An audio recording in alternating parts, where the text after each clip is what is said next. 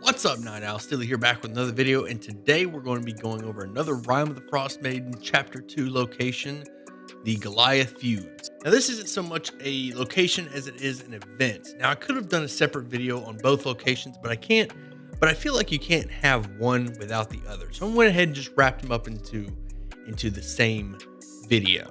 Now, the premise here is that there are two Goliath factions that are kind of feuding. Now, both Goliath factions are feuding due to events that happened in the past, and whether or not those events actually happened is going to be entirely up to you as the DM. What matters is what the party does in order to squash this feud, if they so choose. On the one side, we have the Skytower shelter, and on the other side, we have the Wyrmdoom Crag. The Goliaths at Skytower are well known for their Griffin taming, and the clan that occupies this location is the Akhenathi. Over on the other side, we have Wyrmdoom Crag. These Goliaths are well known for taking down this massive white dragon, whose bones is now sitting outside of their cave. And their clan is known as Thunlakalaga. Some of these names, I'm telling you. The leader of the Skytower Goliaths is named Arn. If the characters ask Arn why the Goliaths are feuding, Arn will tell them that many years ago, both clans were playing a ball game. One of the players got mad that they lost and threw a ball at one of the Griffins of Skytower, one of the Skytower Griffins. The Griffin got mad and attacked the child and wounded him pretty badly. And later that night, the clan got together and went and killed that Griffin in its nest, which, as you can imagine, the Goliath clan didn't take too kindly. But if the characters go over to Wyrmdoom and ask their leader, Ogilai, what happened, Ogilai will tell them that the ball rolled over near a Griffin and the Griffin went berserk and attacked the child for seemingly no reason, just for getting close to it. Really territorial. And then the Griffin haunted Wyrmdoom until the hunters finally had to take it down. And that child is actually Ogilai. Ogilai has scars and a deep fear for Griffins, and the party can kind of figure that out, possibly with an insider investigation. That's up to you. And it's also up to you as the DM whether or not the story is true or which parts of the stories are true. I would imagine there's you can definitely guess that a Griffin attacked Ogilai. You can definitely assume that during a ball game. You can kind of piece together, and as the DM, I would recommend that you kind of piece together the whole story, but it doesn't, if you want. In order for the party to resolve this feud, they're going to need to perform a task for each of the clans. Over at Skytower, the party can convince Arn to meet on neutral ground with the other leader by curing his mother-in-law's blindness. Now, if you plan on running this Goliath feud encounter and you want the party to actually have the Goliath settle their feud, I would recommend that you give the party a potion or a scroll of some kind that they can use, or have that somewhere in the party treasure leading up to this event so that they have the means to cure her blindness and therefore convince Arn to meet with the leader Ogilai over at Wyrmdoom in order to settle things. Over at Wyrmdoom, the party can convince Ogilai to meet on neutral ground with Arn if they heal the Aarakocra that is currently wounded in the cave at Wyrmdoom. This Aarakocra was flying around in the mountains when she got caught in a blizzard and crashed and broke her wing. The Goliaths brought her back to their cave and healed her up a bit, but she still needs a little bit more healing in order to fix her broken wing, which is where the party comes in.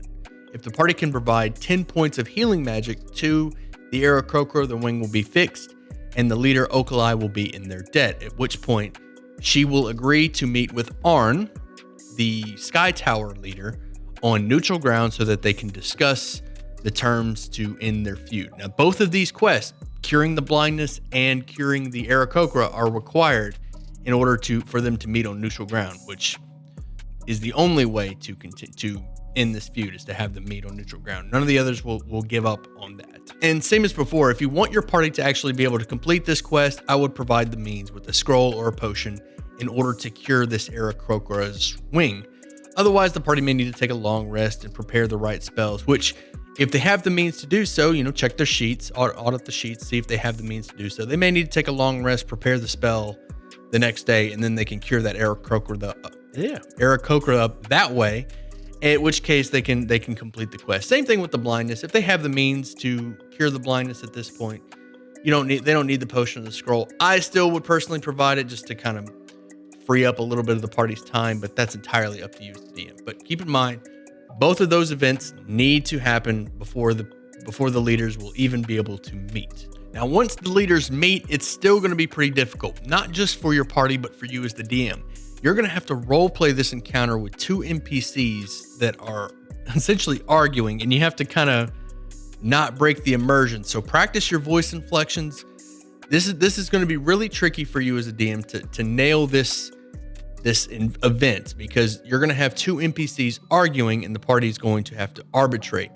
And that's going to be difficult with you being the DM and just being one character. So this is one of those DM skills where you're going to have to work on those inflections, work on the voices, and have them be separated. The two leaders are still going to need the party's help in order to convince them. And there's 3 ways to go about doing that. The first one is to convince them that they need to ally against a common foe.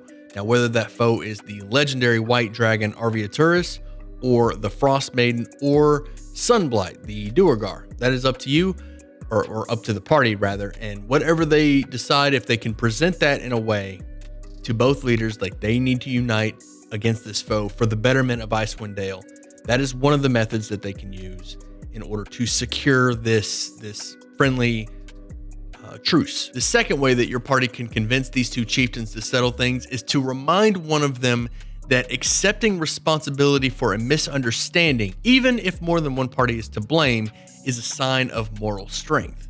And once one of them is able to accept responsibility and apologize, the other will be quick to do the same. That's option 2. The third option that the party has that I don't necessarily agree with, but the book lists, is that the two chieftains continue to air their grievances with the party's help, and eventually they just come to terms with the fact that none of them is going to budge and that this contest isn't getting anywhere, and they finally just agree to settle the feud.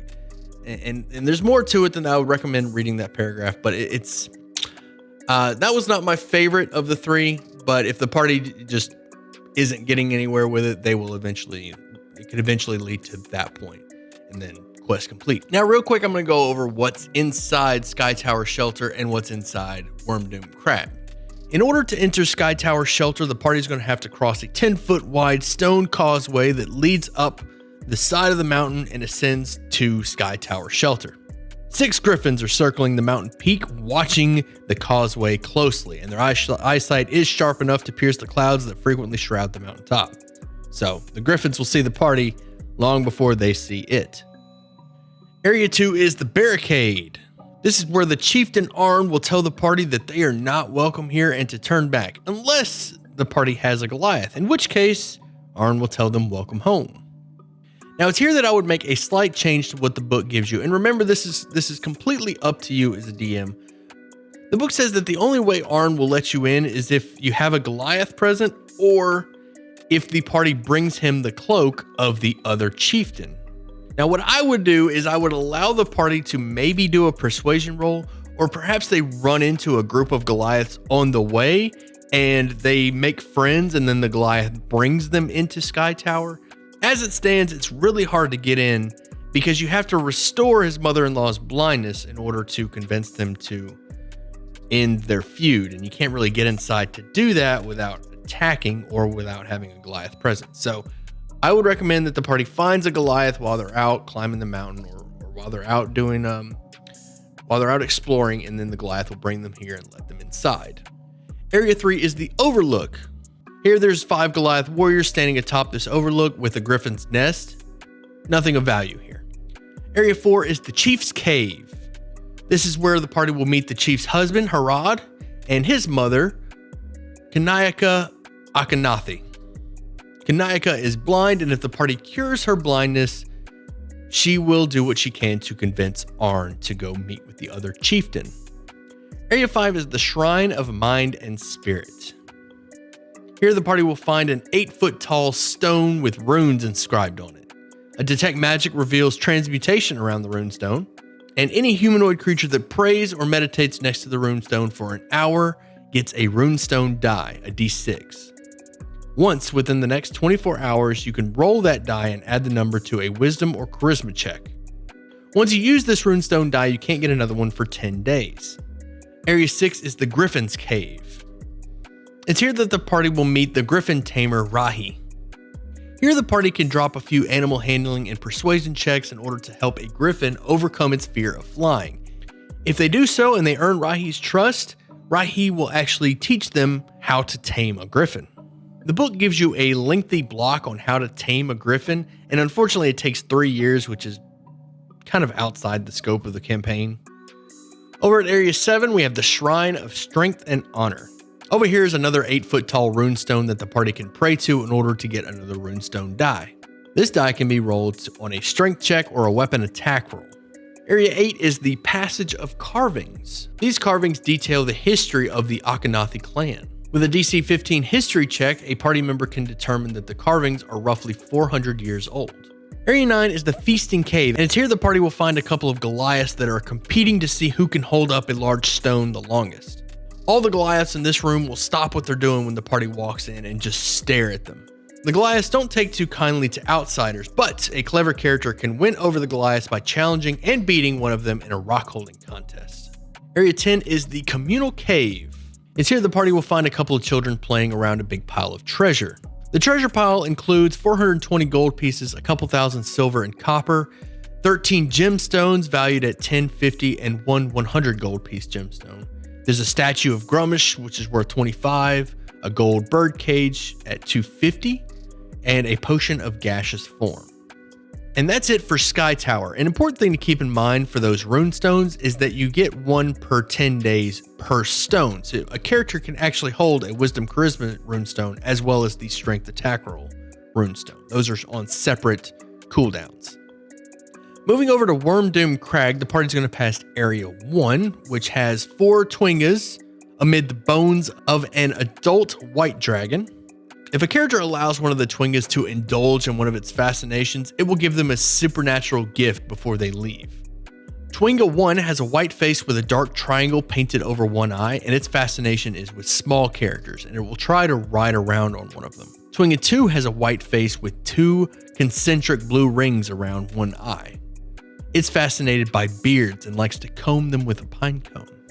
Twinga 3 has a curly black antenna growing out of its head. Its fascination is with whistling and its own reflection. It capers enthusiastically when a character makes whistling noises or puts a mirror in front of it. Twinga number 4 wears a gown made of pine needles.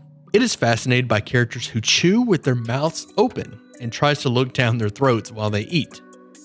Area 2 is the Goat Ball Court. The Goliaths will gather here once a day to watch children or adults enjoying a game of Goat Ball. The characters can also participate in a game against 4 Goliath warriors. Area 3 is the Weaponsmith. Wayani is the Wyrmdoom weaponsmith, and her forging techniques emulate those of a dwarf smith. She owns a complete set of smith tools, which she is proficient and is happy to talk about her work. If the characters are friendly, she will actually offer to take them to Ogilai, the clan chieftain. Area 4 is the Crawl, and it's here that there's an elderly Goliath teaching children how to make ceremonial dolls. It's here that the party will also find a rune-carved tunnel, and this rune-carved tunnel is part of a rite of passage for Goliath adulthood. This thing can be pretty tricky to pass. A character is going to need a DC 15 con save and a DC 15 charisma save in order to get through the tunnel to the other side. If they fail one of those, then they can't progress and they're going to need to back out. If they fail both saves, then they're going to fall unconscious due to being haunted by visions of terror while crawling through the tunnel. If, however, they pass the trial, the chief will consider them an honorary member of the clan. Area 5 is the main hall. This is where the Goliaths sleep and socialize. The chief Ogilai will greet new arrivals and invite them over to join her by the fire. If she likes them, she'll bring them over to the feasting cave for a hot meal. Characters who make friends with Ogilai will learn about a missing Goliath named Kapanuk, who was separated from his hunting party during a blizzard a few days ago. This Goliath will turn up later in Chapter 3. Area 6 is the Private Caves. This is where the party will find the wounded Aarakocra that needs to be healed in order to squash the feud between the rival Goliath clans. The Chieftain's Cave has a stockpile of treasure as well. 350 gold pieces, a couple thousand silver and copper pieces, 16 gemstones of 10, 50, 100, and 500 gold pieces, and a yellow diamond elemental gem which the Goliaths don't even know is magical. Over at Area 7 is the Feasting Cave. It's here that the party can eat, and they also have the option to wrestle with a couple of Goliaths if they want. And that's it for Skytower and Wyrmdoom. I hope you enjoyed the video. If you did, you know how YouTube works. Hit those buttons, leave a comment down below.